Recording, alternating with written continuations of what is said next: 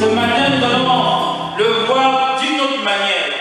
Ce matin, je te demande de raisonner, de revoir cette histoire d'une autre manière. Et je suis sûr que le Seigneur va te parler. C'est sûr que tu as tellement écouté les prédications de l'histoire de Jésus et de Bartimée. Mais ce matin, bien-aimé, dis ce matin que le Seigneur puisse me parler. Dis que le Seigneur me parle. Que le Seigneur me parle. Alléluia. Ce matin, nous allons lire dans le livre de Luc. Luc, compagnon de Paul. Luc, docteur de la loi. Luc, il n'est pas apôtre. Amen. Mais il est compagnon, il est docteur de la loi. Amen. Luc, le chapitre 18, le verset 35 à 43. Non, l'une de la version du Seigneur. Luc 18, le verset 35 à 43. Parce que la version du Seigneur, c'est quand même un français plus facile, plus simple à comprendre. Amen. Luc, le chapitre 18, le verset 35 à 43. J'ai la parole du Seigneur. Nous, on embrasse Dieu. Luc 18, à partir du verset 35. Vous savez, de nos jours dans nos églises, c'est triste. Logiquement, lorsque nous lisons la parole de Dieu, nous devons dire nous rendons grâce à Dieu et nous nous levons. Nous nous levons simplement parce que c'est la parole de Dieu très haut, pour signe de respect. Ça doit être ainsi, on n'a pas de vous dire, levez-vous pour écouter la parole de Dieu, ce que dit l'Éternel. Mais signe de respect, nous devons nous lever pour écouter sa parole. Et à la fin, nous devons applaudir. Ça doit être ainsi. Le changement de mentalité, c'est ça. Amen. Comme Jésus approchait de Jéricho, un aveugle était assis au bord du chemin, en train de mendier. En entendant le bruit de la foule qui passait, il demanda ce que c'était. On lui répondit que c'était Jésus de Nazareth qui passait. Alors il se mit à crier très fort. « Jésus, fils de David, aie pitié de moi !» Ceux qui marchaient en tête du cortège le rabrouèrent pour le faire taire, mais lui criait de plus belle. « Fils de David, aie pitié de moi !» Jésus s'arrêta et ordonna qu'on lui amène l'aveugle. Quand il fut près de lui, Jésus lui demanda « Que veux-tu que je fasse pour toi ?» L'aveugle lui répondit « Seigneur, fais que je puisse voir. » « Tu peux voir, lui dit Jésus. Parce que tu as cru en moi, tu es guéri. » Aussitôt, il recouvra la vue et suivit Jésus en louant Dieu. En voyant ce qui s'était passé, toute la foule se mit aussi à louer Dieu. Amen.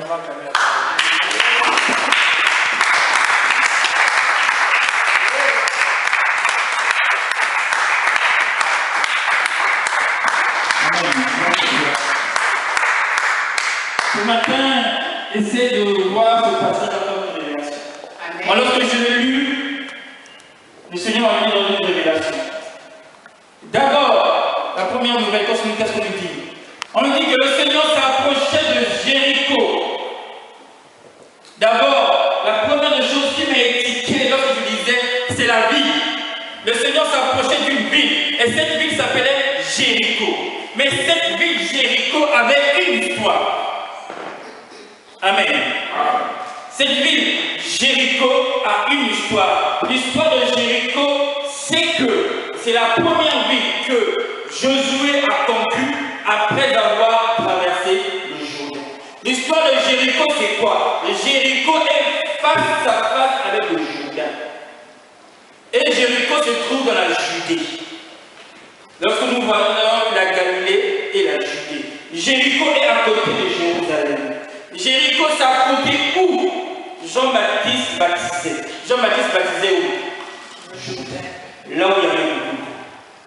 Jéricho, c'est où? Là où Élie a tapé sur la mer du Jourdain pour diviser, pour passer. Là où Élisée a reçu l'onction de son maître, a fait la même chose. Jéricho. Jéricho, c'est encore quoi encore? Près de Jéricho. C'est là où Josué a vu Dieu. C'est là où Josué a vu l'Éternel face à face. Amen. Amen. Et dans Josué 5:13. Là où Josué a posé la question, nôtres ou tu es contre nous? Et le Messie lui dit, je suis le chef de l'armée céleste et je suis là, je viens. Et nous pouvons voir aussi que Jéricho est face, comme j'ai dit, au Jourdain dans Nombre 22:1. Là, vous notez, vous allez lire. Vous allez comprendre que ce que le pasteur dit. Mais il y avait un aveugle, Bartimée. Il était là.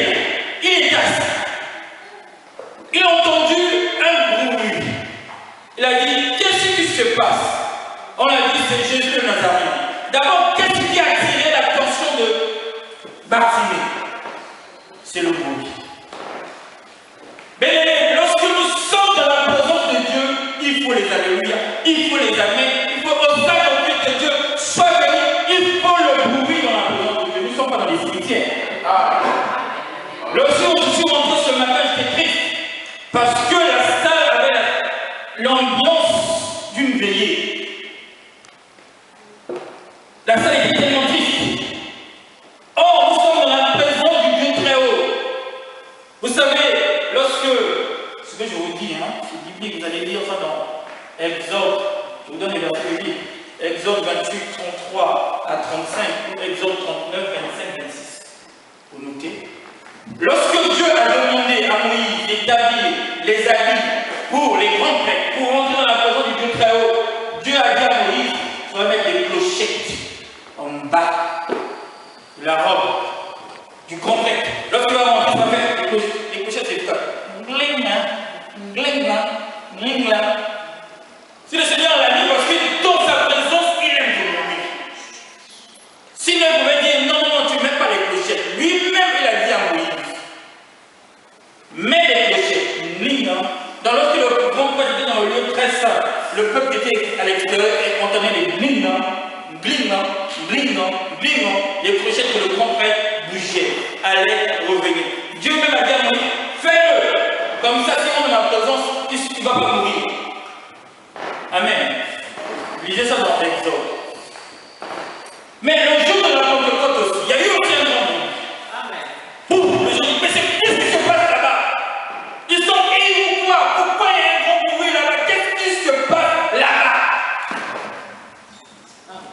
Amen.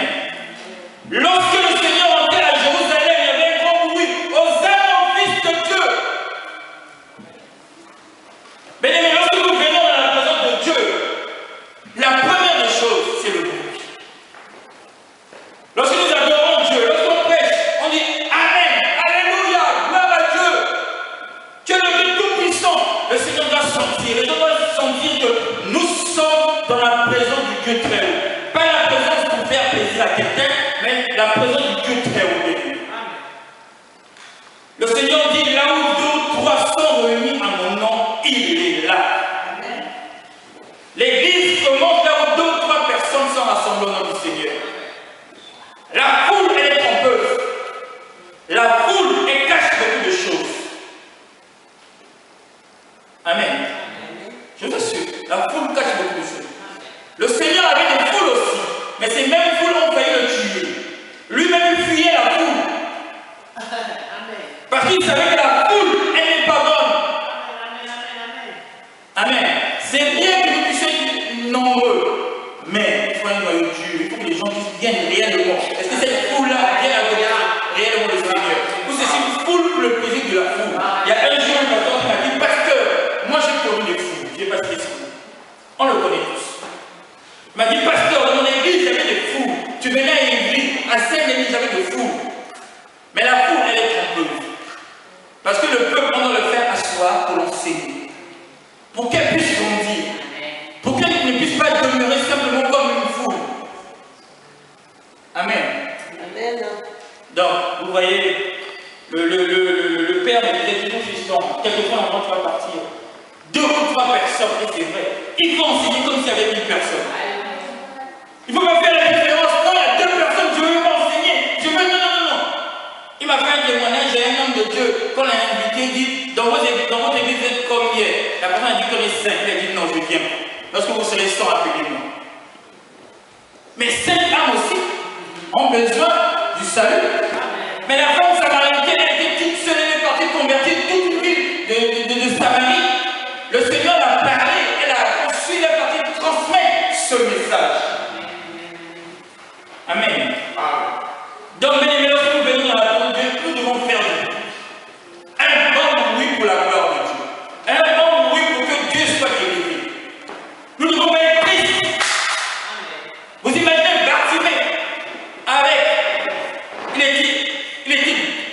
Il avait la vue. Il avait perdu la vue. Il est devenu aveugle. Et il était assis. Il demande, au verset 37, il pose la question au verset 36. Il a entendu une foule en mouvement et il demanda ce qui arrivait. On lui répondit, c'est Jésus, le Nazaréen qui passait. Eh bien, on demande la présence du Seigneur, tu ne peux pas rester comme tu es arrivé ici, bien-aimé. Même si tu étais triste lorsque tu es venu, mais une fois que tu rentres dans sa présence, une fois que tu vois que le Seigneur est là, tu dois changer. Tu ne dois pas rester avec le même état que tu es rentré dans la présence du Seigneur. Bartimée nous montre un exemple extraordinaire. Un exemple extraordinaire. Lorsqu'on dit qu'à Bartimée c'était le Nazaréen qui passait, Jésus, aussitôt il rebondit, il a commencé à crier. Il n'a pas attendu que quelqu'un puisse lui crier. C'est Jésus qui passe. Tu ne veux pas retrouver ta vue? Est-ce que tu ne veux pas voir? Est-ce que tu ne veux pas te guérir? Est-ce que tu ne veux pas que le Seigneur puisse te bénir? Il n'a pas attendu quelqu'un. Lorsqu'on a dit que c'est le Seigneur qui passait, lui, il connaissait ce que le Seigneur a fait. Et il connaissait ce que veut dire la ville de Jéricho. Il ne s'est pas tué. Il a commencé à crier. Il s'écria, Jésus, fils de David, aie compassion de moi.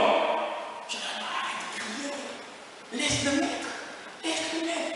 Plus qu'on l'arrêtait, il criait encore. Jésus, fils de David. Jésus, fils de David. Jésus, fils de David. Il augmentait la fréquence. Si je veux recommencer, Jésus, Jésus, on en paye, Jésus, Jésus, il augmente, Jésus, Jésus. Amen. Amen. Pareil aussi, bien aimé. Nous, lorsque nous venons à la parole de Dieu, nous devons faire aussi pareil. Seigneur, écoute-moi, Seigneur, écoute-moi, Seigneur, est-ce que tu m'écoutes pas? Seigneur, tu es où? Tu m'as abandonné, je ne te vois pas. Tu nous as abandonné, Seigneur, tu es où? Seigneur, tu es où? Seigneur, tu es où? La Bible nous dit quoi? Jésus entendu. Lorsque nous crions au Maître, lorsque nous crions avec insistance, le Seigneur nous écoute. Nous devons crier vers le Seigneur avec insistance, pas une seule fois. Bartimée ne s'est pas arrêté. Les gens ont essayé de le décourager. Ils ont dit, arrête de crier. Les gens ont essayé de nous décourager. Vous allez échouer. Vous n'avez pas la capacité de réussir. Vous êtes des incapables. Tu es qui, toi? Tu veux dire quoi? Tu as fait quelle école biblique? Est-ce que tu as étudié pour que tu puisses réussir en France? Tu as quel diplôme? Et tu n'as pas de papier, tu ne pourras pas avoir une maison. D'abord, toi, on va te donner les papiers. Amen. Mais nous devons crier auprès du Seigneur. Amen. Et Bartimée, lorsqu'il a crié, regardez ce qu'il a dit. Il cria d'autant plus, Fils de David, aie compassion de moi. Il a dit quoi? Fils de David. C'est quoi ce qu'il a dit? C'est une adoration. Il a dit ce que Jésus est. Il est le fils de David. Dieu, tu es le Dieu tout-puissant. Tu es celui qui fait toutes choses. Tu es le créateur. C'est toi qui donnes de l'argent. L'argent et l'argent t'appartient. Aie compassion de nous. Donne-nous de l'argent. Amen. Amen. Il n'a pas crié n'importe comment. Il a demandé la compassion du Seigneur. Il a voulu la compassion du Seigneur. La compassion, c'est que le Seigneur puisse avoir pitié de lui. Que le Seigneur puisse le regarder avec un regard d'amour. C'est ça la compassion. Lorsque je compatis à quelqu'un, c'est peut-être triste avec lui, je le regarde avec un regard d'amour. Avec un regard de protecteur. Que je puisse le protéger. Amen. Et le Seigneur va lui dire, le Seigneur s'arrête. Bien-aimé, il faut savoir que Sur le trône de Dieu, il y a beaucoup de prières. Il faut insister pour que le Seigneur puisse s'arrêter à ta prière. Pour que le Seigneur puisse s'arrêter à notre prière célèbre. Amen. Nous avons décrété les moments de jeûne pour que le Seigneur puisse avoir la compassion envers nous. Si nous disons que le vendredi nous ne mangeons pas, le dimanche nous ne mangeons pas, jusqu'à la fin du culte, c'est pour que le Seigneur puisse avoir compassion de nous. Vous savez, lorsque quelqu'un a une compassion envers vous, tout ce que vous allez lui demander, généralement, il vous accorde. Parce que vous le faites pitié. Donc, il voit votre souffrance, il voit votre faiblesse, et vous n'êtes pas fort. Vous dites, mais sans toi, je ne peux rien. Je suis perdu. Aie pitié de moi, aide-moi. Ce que Bartimée a dit.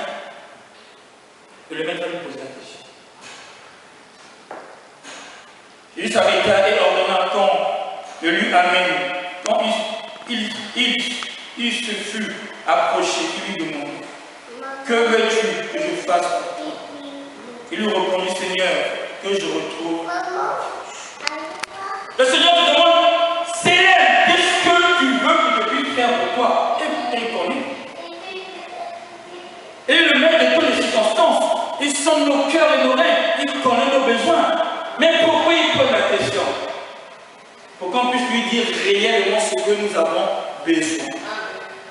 Il dit, Seigneur, que je puisse retrouver la vue. Donc ça veut dire que j'essaie de voir retrouver, la définition du verbe retrouver. Je retrouve la vue. Ça veut dire récupérer ce que nous avons perdu.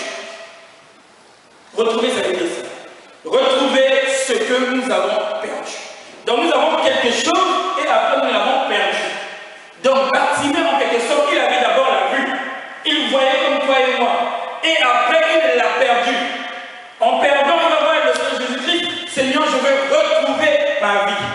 Donc c'est pareil comme toi. Tu vas dire au Seigneur, Seigneur, je veux retrouver ma richesse. Seigneur, je veux retrouver ma vie de prière. Seigneur, je veux retrouver ma première foi. Seigneur, je veux retrouver mon engagement. Seigneur, je veux retrouver.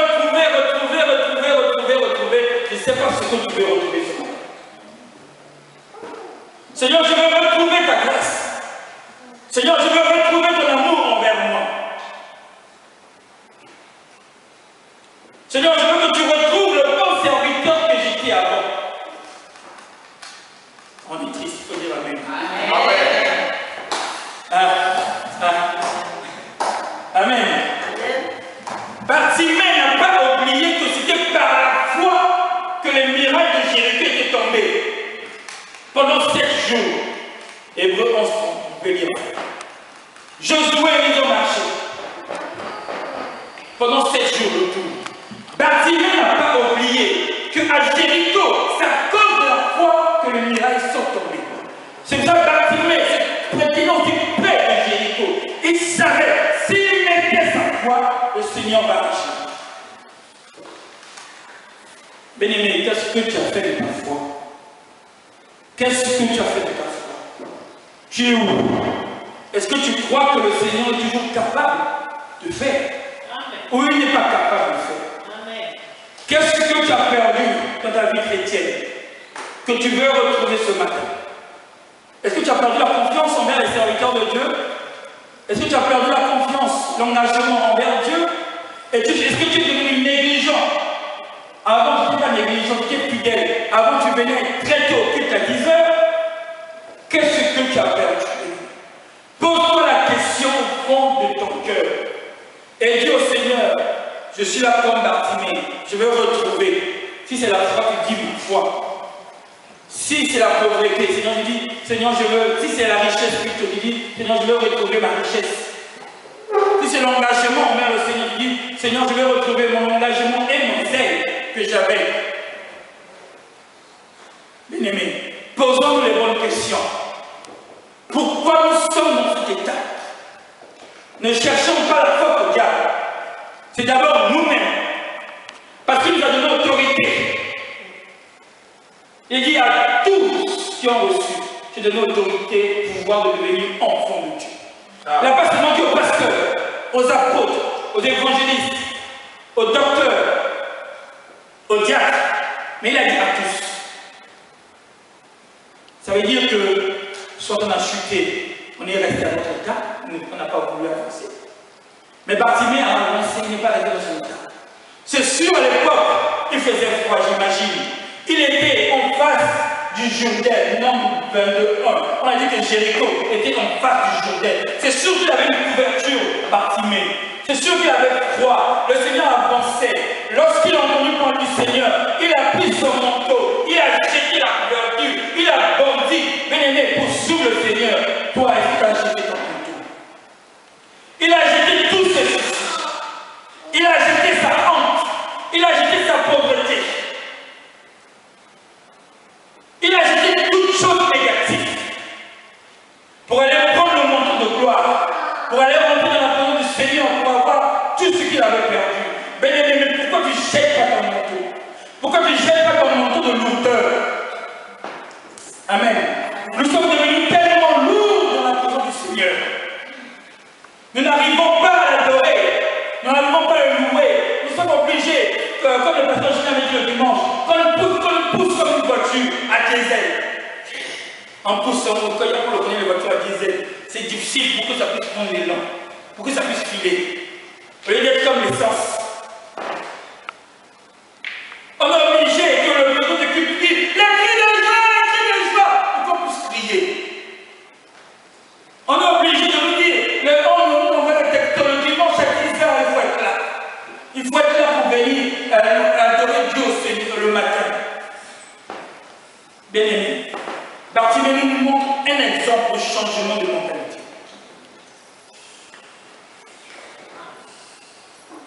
Et lorsqu'il a retrouvé ce qu'il avait, la Bible nous dit quoi? C'est extraordinaire. À l'instant même, il retrouva la vue, elle s'est mise à le suivre en le glorifiant. En glorifiant Dieu. Tout le peuple voyait cela, se mit à louer Dieu. Mais nous, lorsque nous retrouvons notre état, nous fuyons l'église. Lorsque nous retrouvons ce que Dieu nous a donné, lorsque nous retrouvons du travail, lorsque nous retrouvons des papiers, parce qu'on avait des papiers, on nous a ravi des papiers, nous retrouvons des papiers, on ne vient plus à l'église. On abandonne Dieu. Au lieu de le louer, au lieu de le suivre, que ce soit un témoignage vivant pour que les autres puissent venir aussi, mais non, nous faisons le contraire. Amen. Nous faisons le contraire. Nous abandonnons le Seigneur. Seigneur, je veux retrouver ma richesse. Il te donne une richesse. Là, pour le tu sais, c'est grâce à l'effort. Hein? J'ai travaillé dur pour devenir ce que je suis. Et tu as oublié que tu avais demandé au Seigneur de t'ouvrir les portes. Tu commences à dire que j'ai travaillé dur. Dans ce monde, si le Seigneur ne te bénit pas, il va te bénir. Parce que les autres, ils touchent à la vache. Les autres, ils touchent au bridis pour être bénis. Mais nous, nous avons simplement la bénédiction du Seigneur. Nous avons le Seigneur qui nous ouvre les portes. Lorsqu'on dit que les portes sont fermées, il nous ouvre. Il dit, entrez, les maisons. Lorsqu'on dit que vous n'allez pas réussir, il dit, je vais dresser la table devant les adversaires. Les adversaires, tu vas manger. C'est terrible cette parole. Des dresses une table devant les adversaires, tu es en train de manger, ils sont en train de te voir. Bien-aimés, rentrons dans la révélation. Bien-aimés, rentrons dans la révélation. Servons le Seigneur réellement. Engageons-nous. Engageons-nous. Tout est foi. Tout est la base, c'est la foi. Sans la foi, nous ne pouvons rien faire. Si nous venons ici, parce que nous croyons qu'une fois mort, on a la place avec le Seigneur dans les cieux. Si aujourd'hui ça ne marche pas, nous croyons que demain ça va marcher à cause de nous. C'est ça la Bible dit, Christ en moi, l'espérance de la gloire. Christ en moi, j'espère, je crois que j'aurai la gloire. Ma finalité, c'est la gloire. Aujourd'hui, je peux galérer. Aujourd'hui, on peut se moquer de moi. Mais je sais, c'est une formation. Bartimée aussi, on s'est moqué de lui.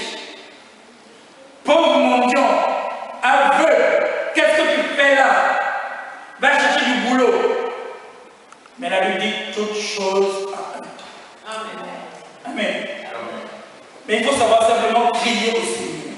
Crier avec insistance. Pas se décourager. Bartimée pouvait se décourager dès la première fois qu'il a commencé à crier au Seigneur. Parce que les gens sont venus et arrête. Reste calme. Le Seigneur passe. Ne l'embête pas. Mais il est ici. Amen. Nous allons prier. Nous allons demander au Seigneur de nous redonner tout ce que nous avons perdu.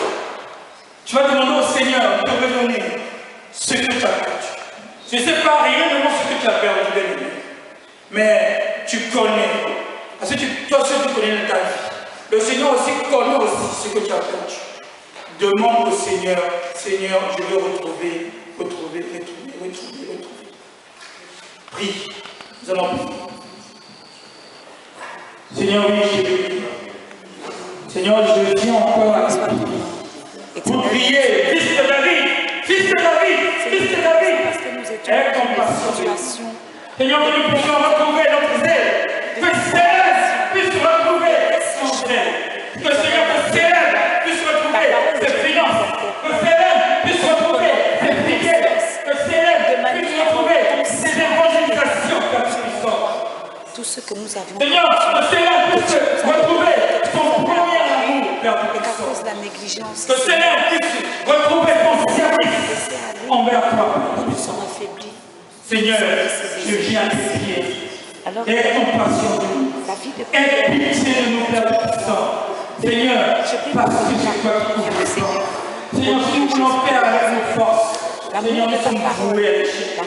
Seigneur, si nous voulons faire avec notre intelligence, avec la chair, nous sommes voués à l'échec. Seigneur, mais si nous venons près de toi, Seigneur, pour demander, pour faire des requêtes, Père puissant, avec un cœur sincère, comme Bartimée, Père puissant, Seigneur, la gloire, ta grâce sera sur nous. Pour que nous retrouvions, Seigneur, l'amour de te servir. Gloire et louange au nom de Jésus de Nazareth. Parce que tu es là. Merci Seigneur parce que tu Jésus. nous aimes tous. Gloire à toi. Gloire et louange à toi. Au nom de Jésus Christ. Amen. Amen. Des cris de joie.